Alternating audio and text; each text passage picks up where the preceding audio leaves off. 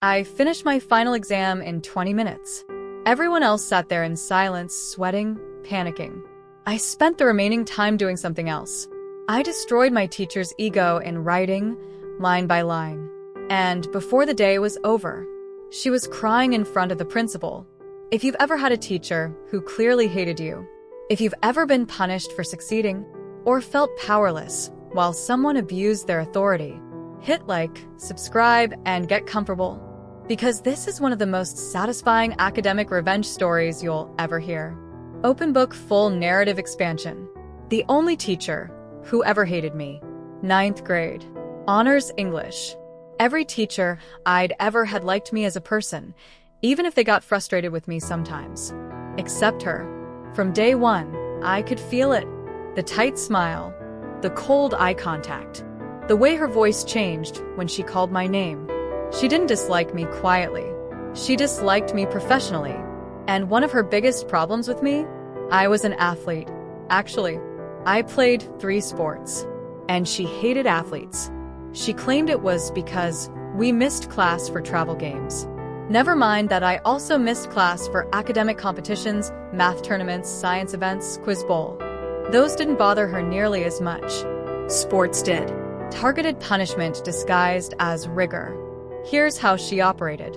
Whenever we had a long away game, she would double the homework due the next day, knowing full well we'd get home late, knowing we'd be exhausted. And here's the kicker. She didn't check homework every day, but somehow, she always checked it after away games. Every single time. It wasn't subtle. It was deliberate.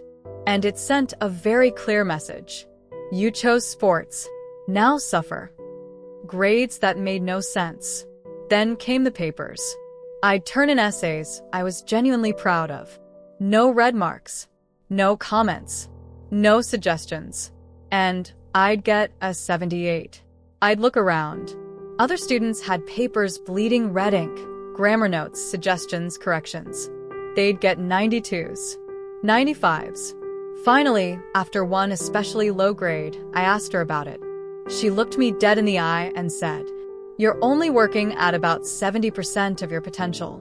They're working at 90% of theirs." I paused, then asked slowly, "So, my paper can be better than theirs and still get a lower grade?"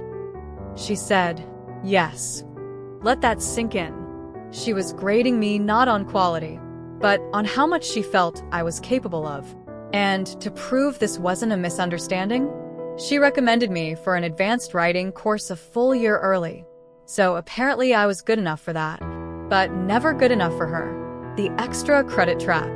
Near the end of the year, she offered extra credit. A big one. We had to attend a local college's production of Antigone. Write a 2,500-word paper tying it into class discussion. Turn in the ticket and playbill. The catch? The play ran Friday to Sunday. The paper was due Monday. No exceptions. Except, I had already qualified for the biggest academic competition of the year. Top 10 only. School representation. Excused absence. I told her for a full week that I'd miss Monday. She told me, 4 separate times, just turn it in first thing Tuesday morning. So I did everything right.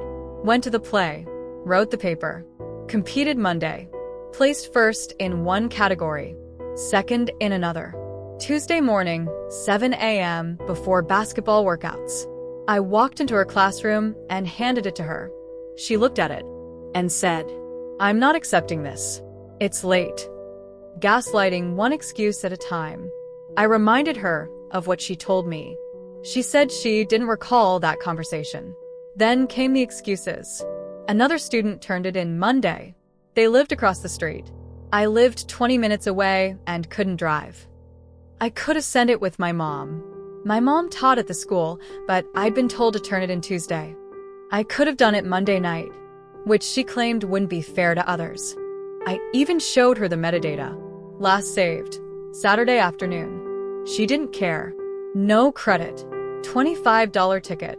Hours of writing. My mom running me across town twice in one night. All wasted. My mom was furious. So was I. But I didn't explode. I waited. Nobody ever makes an A. This woman prided herself on something. She bragged about it. Nobody had ever made an A on her final exam. She wore it like a badge of honor.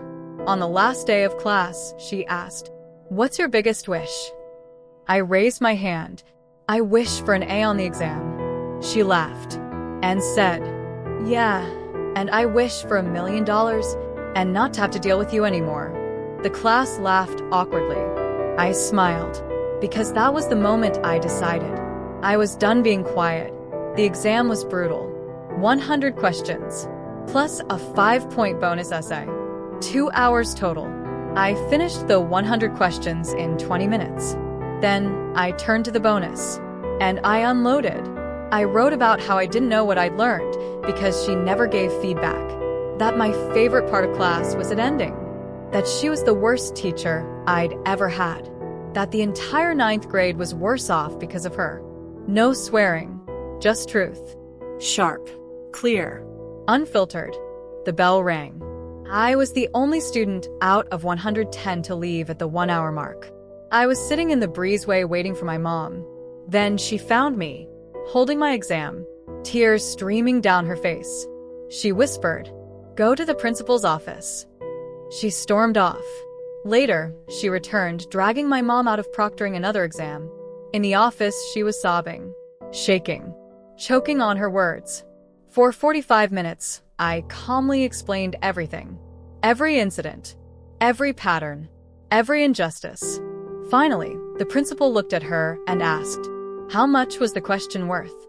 She said, 5 bonus points. He replied, "Then don't give him the bonus." That was it. I made a 98 on the final. Second highest grade, 81. Her perfect record? Gone. The quiet aftermath. She tried one last thing, dropping an old assignment score to knock my final grade to AB. But the school changed grading scales that summer. 90 plus became an A. My B turned into an A.